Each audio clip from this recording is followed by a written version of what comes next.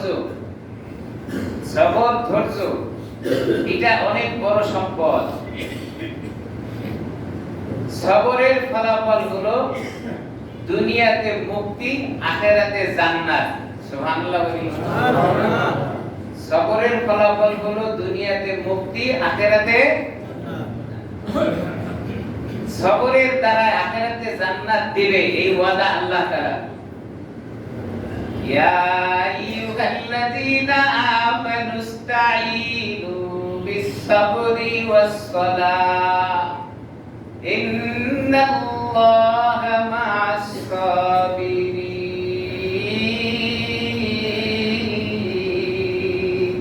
আল্লাহ তাআলার ওয়াদা হলো যারা ধৈর্য ধারণ করবে এদের ফলাফলটা হবে, এদের সাথে আমি আল্লাহ তাআলা নিজে আছি। সুবহানাল্লাহ।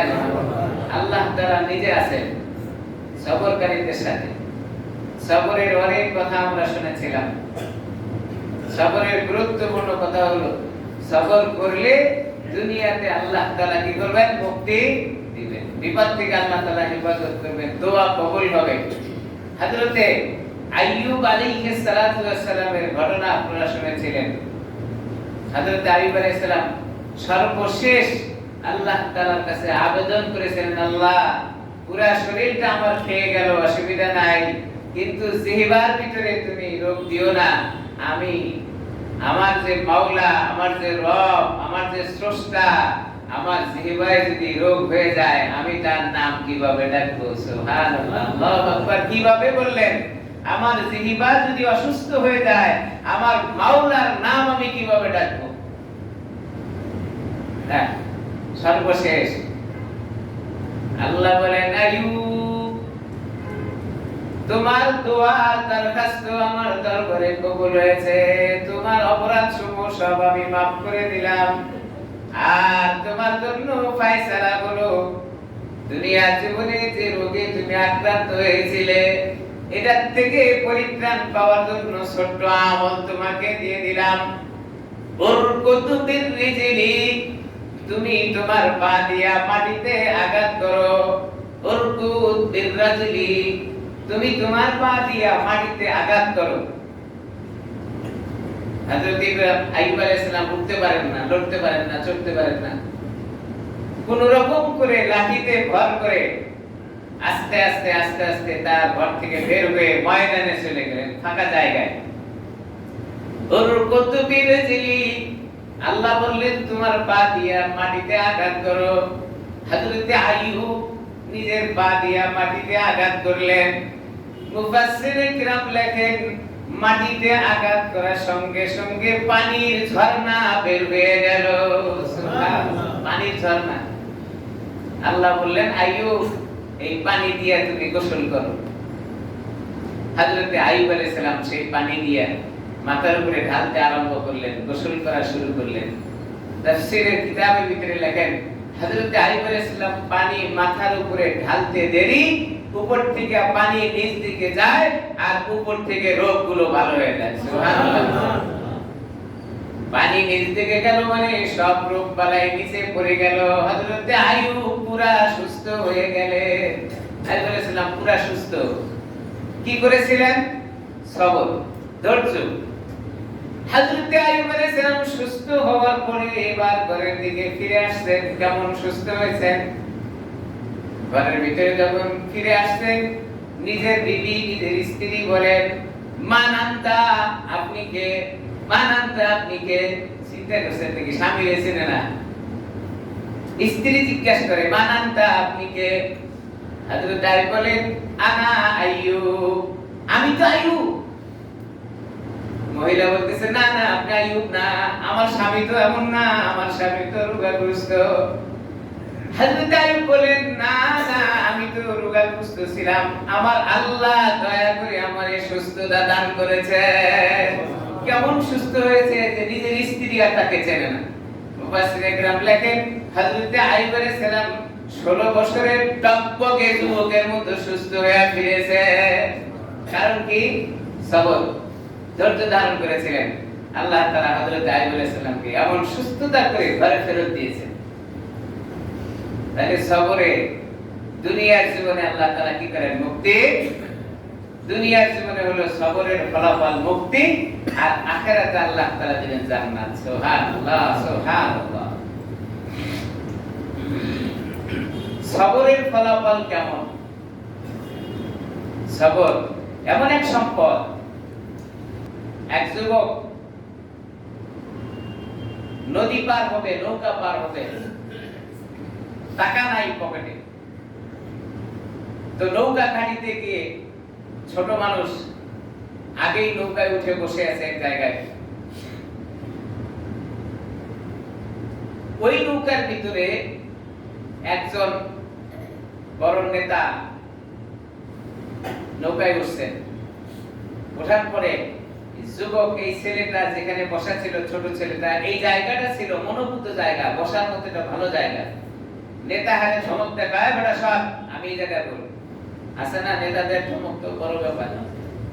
তো ছোট ছেলে চিন্তা করলেন, জায়গা তো আমি আগে বসছি, তা আগে বসতে জায়গা তো তার, কি বলেন, মসজিদের প্রথম কাতারে আপনি আগে আসছেন, তো জায়গা তো আপনার আগের কাতারে হয়, অসুবিধা নেই। আর যদি আপনি আসছেন পরে, যদি যায় নামাজ আপনার জন্য আগে বিছানো রাখেন, তাহলে এটা অপরাধ। কারণ যে প্রথমে আসবে সে প্রথমে বসবে, আপনি আসবেন পরে, আপনার যায় নামাজ প্রথমে বিছায় রাখলেন, বাস মানুষের ঘাড়ে পাড়া দিয়ে ধাক্কা দিয়ে, আপনার ক্ষমতা আছে যেন মানুষের ঘাড়ে পাড়া দিয়ে আপনি আসতেই পারেন। নেতাদের অভ্যাস যা হয়। তো এখন ওই ছোট ছেলেদের ধমক দিছে, আপনারা সব মনোভূত জায়গা তো। ছেলেটা চিন্তা করলো, আমি আসলাম আগে, বসলাম জায়গায়, আমারে ধমক দেয়, এটা কেমন দেয় হিসাবি।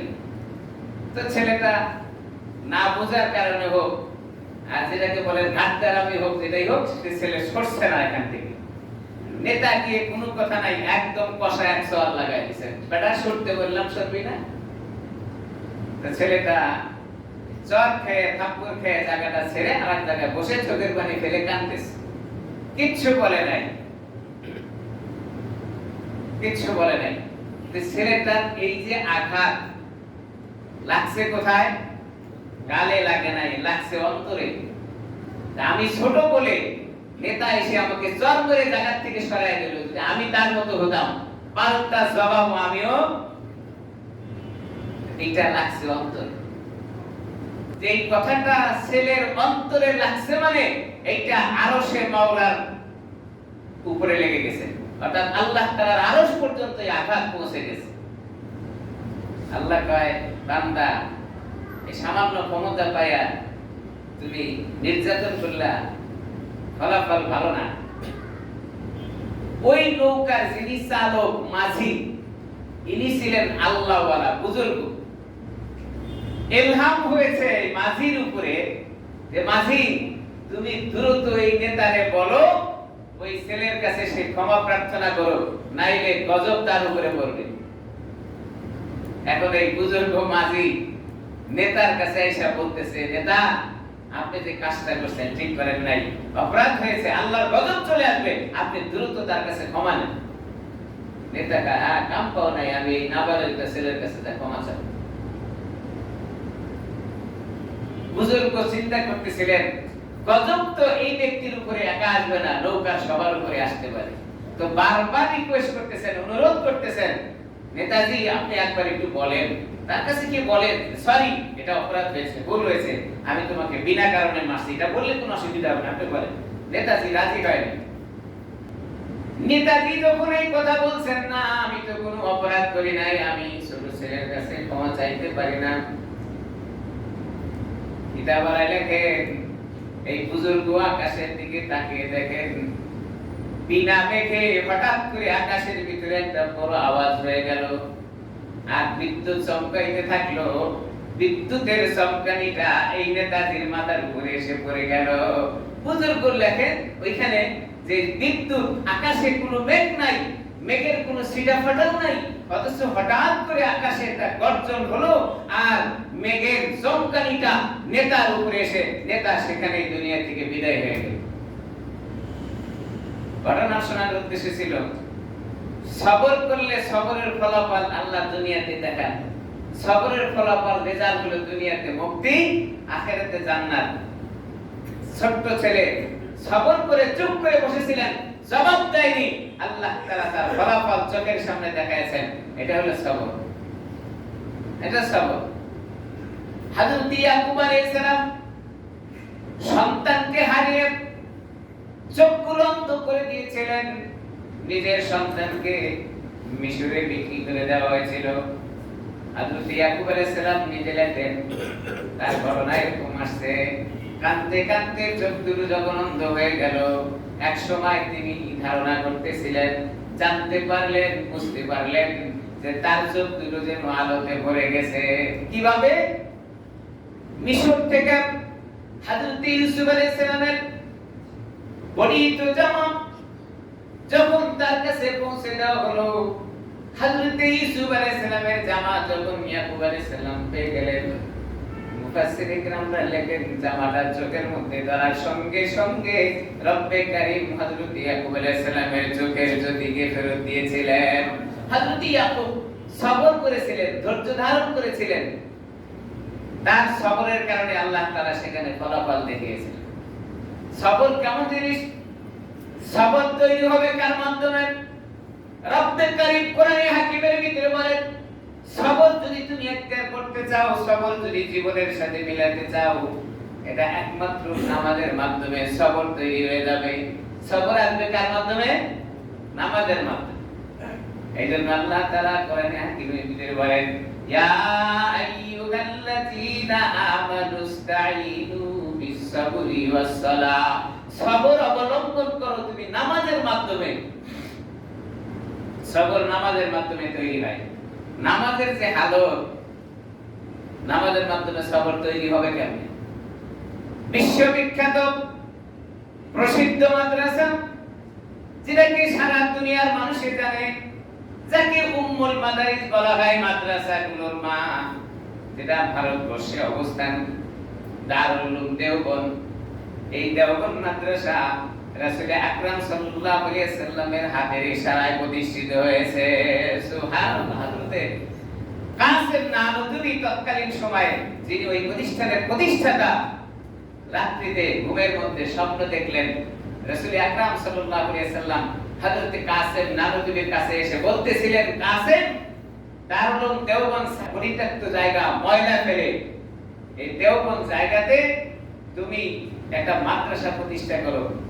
রাসূল আকরাম সাল্লাল্লাহু আলাইহি ওয়াসাল্লামের ব্যবহারিত লাঠির দ্বারা দাগ দিয়ে দিয়েছিলেন যে আমি দাগ দিয়ে দিলাম, ঠিক এই জায়গার ভিতরে একটা মাদ্রাসা শুরু করবি।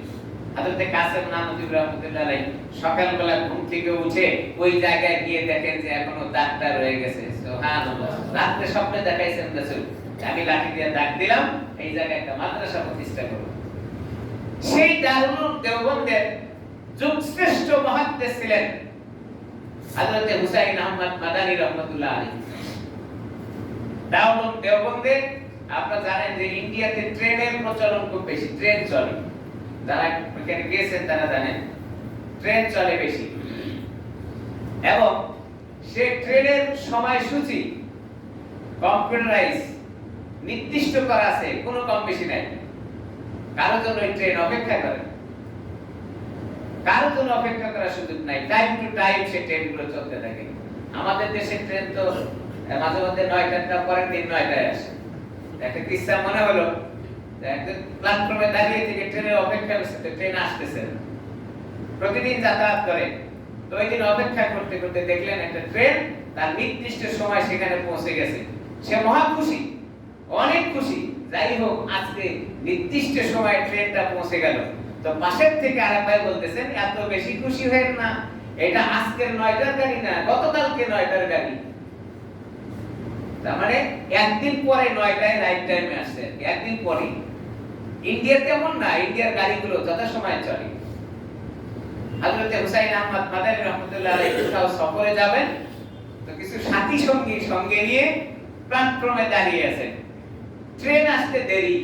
হুসাইন আহমদ মাদানী রাহমাতুল্লাহ আলাইহি বলেন সাথীদেরকে, ভাই ট্রেন তো आने में देर है, तो दो गाना নামাজ আদা করিয়ে, ট্রেন তো আসতে দেরি আছে, তো এই সময়ে 2 রাকাত নামাজ পড়ে নেই।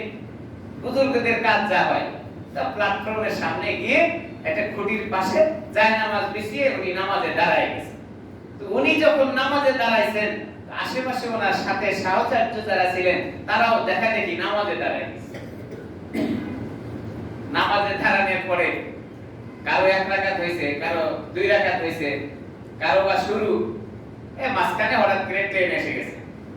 ট্রেনের আওয়াজ, ট্রেন আসলে মানুষ নামে ওঠে, আবার বাঁশি দেয়, হুইসেল দেয়, আবার দেখবেন পাশে বাদামওয়ালা, ডিমওয়ালা, পানওয়ালা চিল্লাইতে থাকে, ডিম ডিম, পান পান, এই চিল্লাচিল্লিতে বাকি সবাই চিন্তা করলেন ট্রেন তো এসে গেছে, নামাজ ছেড়ে দিয়ে তড়িঘড়ি করে বাস সবাই ট্রেনের দিকে দৌড়াচ্ছে।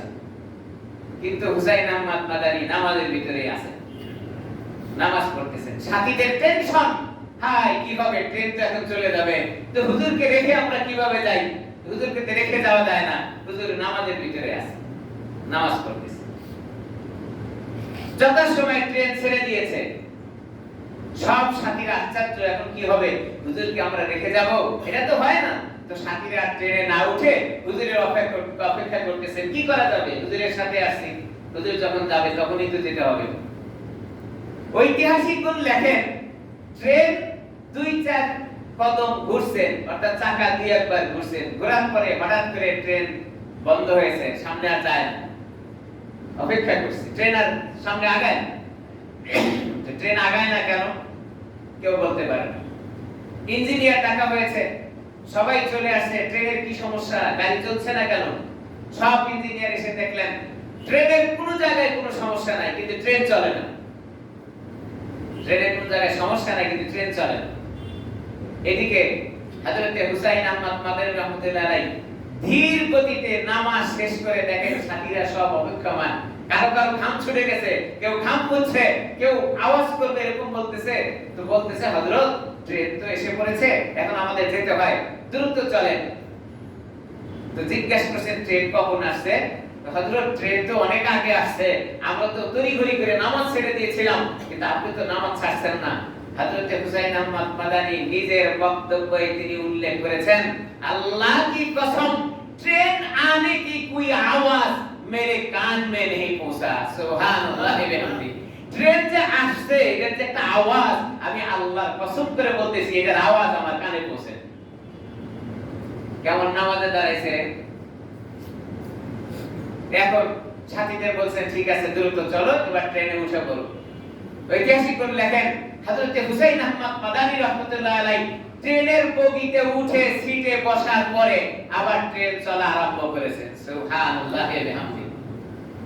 পরের স্টেশনে গিয়ে কৌতূহল বশতে ড্রাইভারের কাছে গিয়ে বলতেছেন, ড্রাইভার সাহেব, এই ট্রেন তো কোনোদিন 1 মিনিটও আমরা দেরি দেখি নাই, তো পিছনের স্টেশনে ট্রেনটা এত দেরি হলো কেন?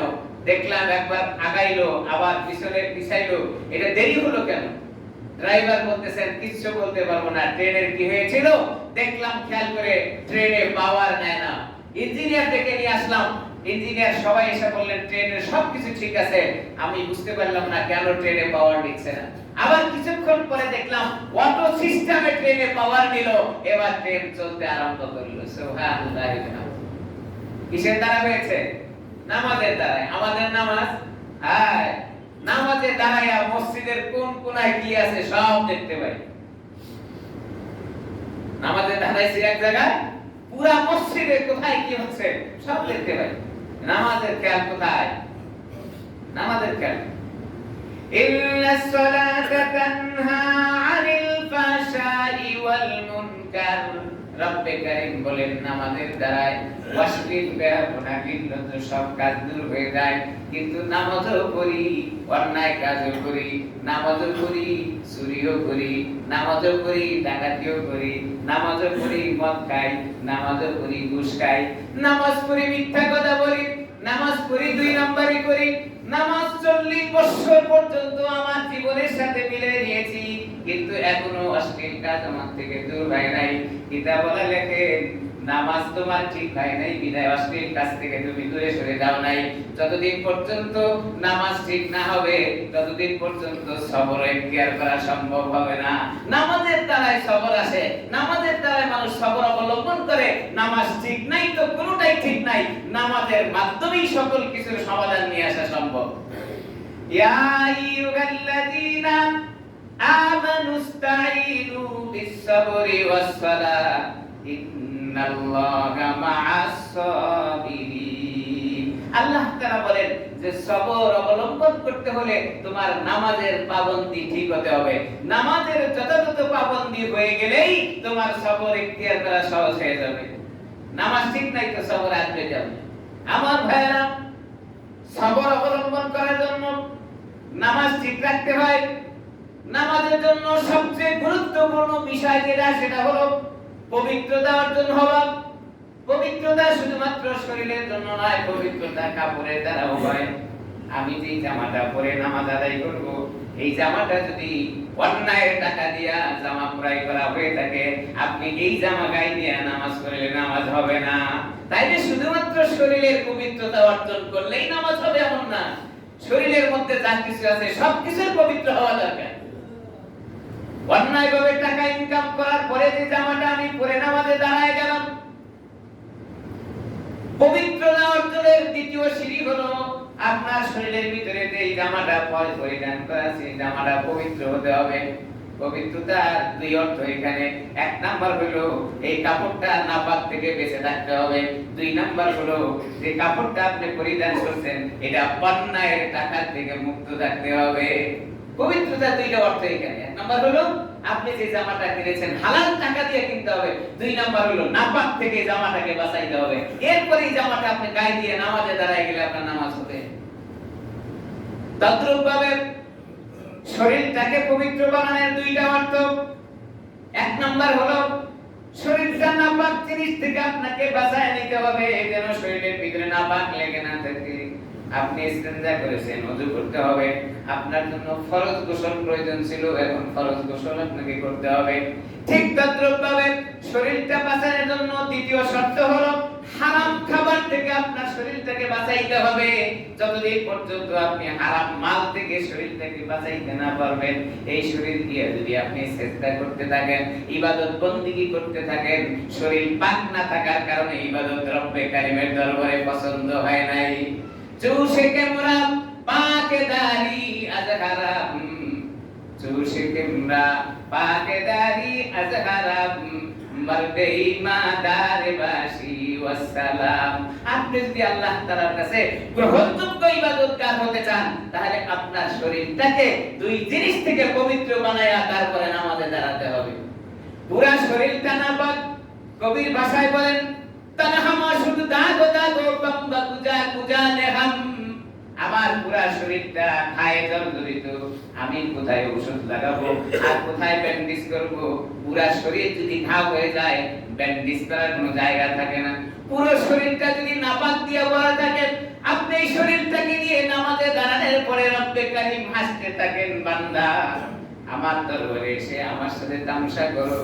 হাজিরা হজ করতে যায়, কয়েক লক্ষ টাকা খরচ করে যখন আবাদত তওয়াফ করে, এরপরে সাই করে, এরপরে উমরা করে, এরপরে মিনা মুজদালিফায় গিয়ে যখন অবস্থান করার পরে পাথরগুলো গিয়ে মিনার ময়দানে শয়তান জ্বালাইতে থাকে। শয়তান দুনিয়া জীবনে জীবিত আছে। শয়তান বলে, আর মানুষ তুমি আমারে ঠেলানোর জন্য মক্কা মদিনায় চলে আসছো লক্ষ টাকা খরচ করে, কিন্তু তুমি কি একবার তোমার জীবনের দিকে তাকিয়ে দেখেছো জীবনে কতগুলো অপরাধ তোমার হয়েছে? যত অপরাধ সবগুলো তুমি নিজে করো, আর মক্কা মদিনায় এসে আমি শয়তানকে ঠেলানোর জন্য পাথর নিয়ে দাঁড়ায় থাকো। শয়তানও হাসে, শয়তানও হাসে। এইজন্য সবর তৈরি হওয়ার জন্য প্রথম নাম্বার যে সিঁড়ি, সেটা হলো নামাজের মাধ্যমেই মানুষের সবর ইখতিয়ার করতে পারবে। নামাজ ঠিক হয়েছে তো সব ঠিক। হাদিসের ভিতরে আছে আল্লাহর হাবিব বলেন, যতদিন পর্যন্ত তোমার নামাজ ঠিক না হয়েছে, ততদিন পর্যন্ত তোমার ভালো আমল করার সুযোগ হবে না। যে আমলগুলো তুমি করতে থাকো, এই আমলগুলো শুধুমাত্র লৌকিকতার জন্য হয়ে থাকে। আমল ঠিক করার জন্য নামাজ ঠিক রাখতে হয়। নামাজ ঠিক রাখার জন্য রাসূল আকরাম সাল্লাল্লাহু আলাইহি ওয়াসাল্লামের তরিকা মোতাবেক নামাজ আদায় করতে হয়। আপনি নামাজে দাঁড়ায় গেলেন, কিন্তু সুন্নতের মুআক্কাদা সম্পর্কে আপনার ধারণা নাই, ফরজ সম্পর্কে আপনার ধারণা নাই, ওয়াজিব সম্পর্কে আপনার ধারণা নাই। নামাজে দাঁড়ায় শুধুমাত্র আপনি রুকু সিজদা করে গেলেন, কিন্তু নামাজের কিছু হয় নাই। ফরজ নামাজের ভিতরে পাক করে গেলে নামাজ হয় না, ওয়াজিব নামাজের ভিতরে ছুটে গেলে সাউ সিজদা দিতে হয়। সুন্নতে মুআক্কাদা নামাজের ভিতরে না থাকলে নামাজ পরিপূর্ণতার সাথে আদায় হয় না। কিন্তু আপনি তো নামাজ পড়েই যাচ্ছেন, আপনার নামাজটা ঠিক হয়েছে কিনা জীবনে একবারও কাউকে জিজ্ঞাসা করলেন না। মন মতো নামাজ পড়ে, মন মতো। হ্যাঁ, 1 মিনিটের ভিতরে 2 রাকাত নামাজ শেষ হয়। আমি অনেককেই দেখেছি, নিজের চোখে দেখেছি, 1 মিনিটও বাকি নাই 2 রাকাত নামাজ শেষ। আমি আপনাদের কাছে প্রশ্ন করতে চাই, সূরা ফাতিহা পড়ে এর সাথে যদি আপনি একটা সূরা মিলান তাও তো 1 মিনিট লাগতে পারে, যত দ্রুতই আপনি পড়েন না কেন। রুকু একবার তাসবিহ পড়লেও তো একটা সময় লাগে, সিজদা একবার তাসবিহ পড়লেও তো একটা সময় লাগে। তো 1 মিনিটও বাকি নাই 2 রাকাত নামাজ কিভাবে হয়? কে বলেছে আপনাকে এই নামাজ আদায় করার জন্য? আল্লাহর সাথে তো আপনার এই চুক্তি হয় নাই। আপনি তড়িঘড়ি করে 2 সিজদা দিয়ে দৌড়িয়া মুমিনের কাতারে নাম লেখাবেন, এমন চুক্তি তো আল্লাহর সাথে আপনার হয় নাই। যদি নামাজ আপনাকে পড়তে হয়, আকায়ে নামদার নবী করিম সাল্লাল্লাহু আলাইহি ওয়াসাল্লামের তরিকা মোতাবেক নামাজ আদায় করতে হবে। আল্লাহর হুকুম যদি আপনারা পালন করতে হয় তাহলে রাসূলের তরিকায় পালন করতে হবে। নাসে তামসা করে লাভ নেই।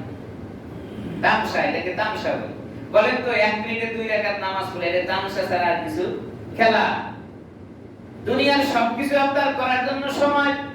দেখবেন যেটা তাড়াহুড়া করে নামাজ বেশি আদায় করে, এটা চাই স্টলে আড্ডা বেশি দেয়।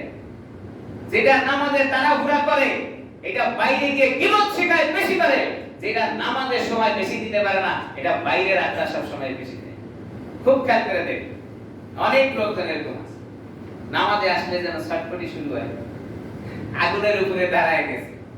অথচ আল্লাহর হাবিব বলেন, নামাজ যদি তার পরিপূর্ণতার সাথে আদায় করতে হয়, সেই জন্য এমন শান্তি অনুভব করবে, নামাজে দাঁড়ানোর পরে আর দুনিয়ার কোনো খেয়াল থাকবে না। ছোট্ট শিশু কুলির কাজ করে, কুলি লেবার, রাস্তায় দাঁড়ানোর পরে বড় বড় মাছ ক্রয় করে কুলি ডাকে। যুবক ছেলে বলেন, স্যার আমি রেডি আছি আপনার মাছটাকে বাসায় পৌঁছে দেওয়ার জন্য। মহাজন চিন্তা করলেন, যদি বড় মানুষকে আমি মাছটা মাথায় তুলে দেই তাহলে টাকা বেশি লাগতে পারে, ছোট মানুষ 2 টাকা দিয়ে ধমক দিয়ে সরায় দেওয়া যাবে। এই জন্য ছোট মানুষের মাথার উপরে মাছটা উঠাই দিয়া আগে আগে রওনা দিয়েছেন। যায় কিছু দূর যাওয়ার পরে আসরের নামাজের আযান মসজিদ থেকে চলে আসছেন। হাইয়া আলাস সালাহ, হাইয়া আলাল ফালাহ, এই কথা যখন ওই লোকের কানের ভিতরে পৌঁছে গেছেন, ছোট মানুষ ডাক দিয়ে বলেন, স্যার ছোট্ট একটা কথা আছে, আপনি একটু গ্রহণযোগ্যতার সাথে শুনে নেন। বলে কি? স্যার মসজিদ থেকে আপনার মালিক আমার মালিক, আপনার রব আমার রব, আপনার স্রষ্টা আমার স্রষ্টা আওয়াজ মসজিদ থেকে চলে আসছে, একটু সময় দেন আমি নামাজটা আদায় করে নেই। সুবহানাল্লাহ। কিছু মানুষ আছে দেখবেন, নিজে নামাজ না পড়লেও কেউ যদি নামাজ পড়তে চায় তো তাকে নামাজের সুযোগ করে দেয়। কি বলেন, আছে না এরকম? নিজে পড়ে না কিন্তু তাকে সুযোগ দিয়ে দেয়। আবার কিছু লোক আছে নিজে তো নামাজ পড়েই না, আবার কেউ পড়তে বাধা দেয়। কি বলেন, আছে না এরকম? আপনারা ইতিহাস দেখেছেন, অনেক জায়গায় খবর শোনা যায় যে নামাজ পড়ার কারণে চাকরি চলে গেছে, নামাজ পড়ার কারণে মহাজন তারে হাত লাগাইছে, মারছে, আঘাত করেছে। সত্য বর্তমানের একটা ঘটনা আছে এরকম, যে দোকানদার দোকান থেকে নামাজ পড়তে গেছে, নামাজ পড়ে আসার পরে তাকে মেরে দোকান থেকে বের করে দিয়েছে, নামাজ পড়তে গেল। তাহলে কিছু লোকজন আছে নামাজ না পড়লেও আরেকজনকে পড়ার সুযোগ করে দেয়। আবার কিছু লোক আছে নিজে নামাজ পড়লেও আরেকজনকে পড়তে দেয়। অনেক লোক আছে নামাজ পড়ে না কিন্তু আরেকজন নামাজ পড়তে চাইলে তার নামাজের ব্যবস্থা করে দেয়। যায় নামাজ, ওযুর পানি সুন্দর ব্যবস্থাপনা করে দিচ্ছে নামাজ আদায়ের। মহাজন নামাজ পড়ে না কিন্তু চিন্তা করলো ছোট্ট শিশু নামাজ পড়তে চেয়েছে, ঠিক আছে অসুবিধা নাই, নামাজের জন্য তাকে সুযোগ করে দিয়েছে। তো নামাজ পড়ে সব লোকজন মসজিদ থেকে বের হয়ে যায়। এই যুবক মসজিদে যাওয়ার পথে মহাজনকে বলেছেন, স্যার আমার তো নামাজ পড়তে একটু দেরি হয়, যদি আসতে দেরি হয় আপনার যদি ধৈর্য না হয় তাহলে কাউকে সাথে করে নিয়ে আপনি নিয়ে চলে যাবেন, আমার অপেক্ষা করবেন। এখন মহাজন পিছনে দাঁড়ানো, ছোট্ট শিশু নামাজে দাঁড়ায় আর বের হয় না। মহাজন চিন্তা করতেছেন কি ব্যাপার, সবাই বের হচ্ছে, ছেলে বের হয় না কেন? মসজিদের ভিতরে ঢুকতে অসুবিধা। মসজিদের কর্নারে জানালার ফাঁক দিয়ে তাকায় দেখেন যুবক এখনো নামাজে দাঁড়ানো। রুকু করে তো সোজা হয় না, সোজা হইলে রুকুতে যাইতে চায় না, আবার সেজদা করে সেজদার থেকে উঠতে চায় না। কি মনোযোগ সহকারে নামাজ।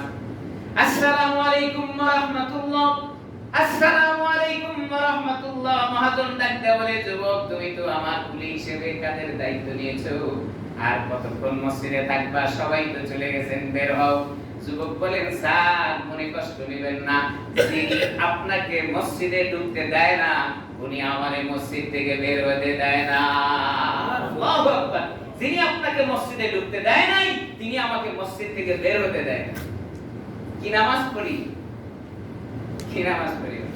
নামাজে যদি কেরাত লম্বা হয়ে যায়, অস্থির, হ্যাঁ এত লম্বা, এত লম্বা করে নামাজ পড়া যায়?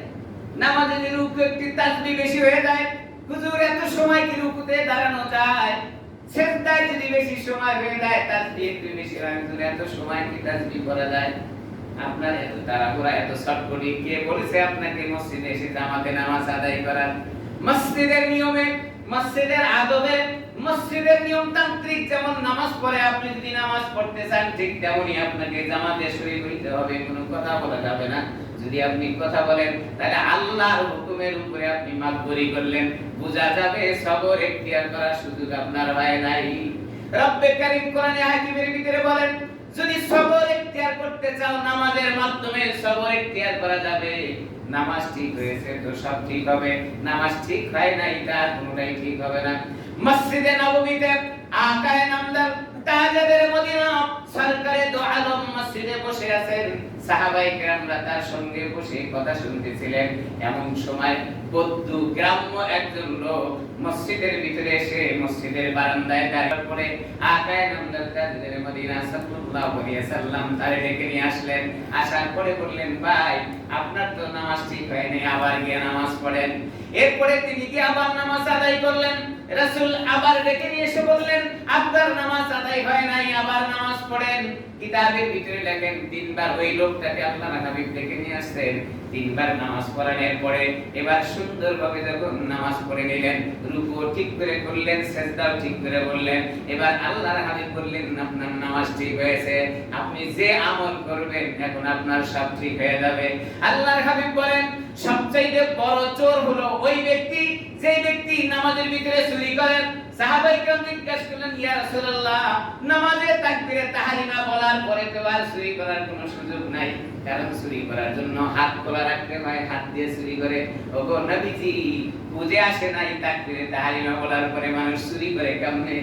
ও নবী, আপনি কি বললেন নামাজে চুরি করে, এটা কেমন করে হয়? তাকবীরে তাহরিমার পরে তো আর হাত নাড়াইতে পারে না, হাত বেঁধে নিয়েছে, এখন চুরি করলো কেমনে? আল্লাহর হাবিব বলেন, নামাজের ভিতরে সবচেয়ে বড় চোর ওই ব্যক্তি নামাজে চুরি করে কেমনে শুনে নাও। নামাজের ভিতরে রুকুর ভিতরে রুকু ঠিক মতো করে নাই, সিজদার ভিতরে সিজদা ঠিক মতো করে নাই, এটা কোনো নামাজে চুরি করা। নামাজের যথাযথ হুকুম, যথাযথ নিয়ম পালন না করাই হলো নামাজের ভিতরে চুরি। এখন খেয়াল করে দেখেন তো যে নামাজের ভিতরে আমরা চুরি করি কিনা। কত মানুষই আছে নামাজের তামসা করে, খামখেয়ালি করে নামাজ আদায় করে। কোন কোন ইমাম তো এরকম ফতোয়া দিয়ে দেয়, নামাজ তাড়াহুড়া করে পড়া যায় না, জানি না কেমনে বলে নামাজ নাকি তাড়াহুড়া করে পড়া যায় নাই, আপনার সময় নাই। আল্লাহর হাবিব বলেন, নামাজের হুকুম হলো যথা সময়ে তোমাকে নামাজ পড়তে হবে, যদি সময় না হয় তাহলে তুমি পরে পড়ে নাও।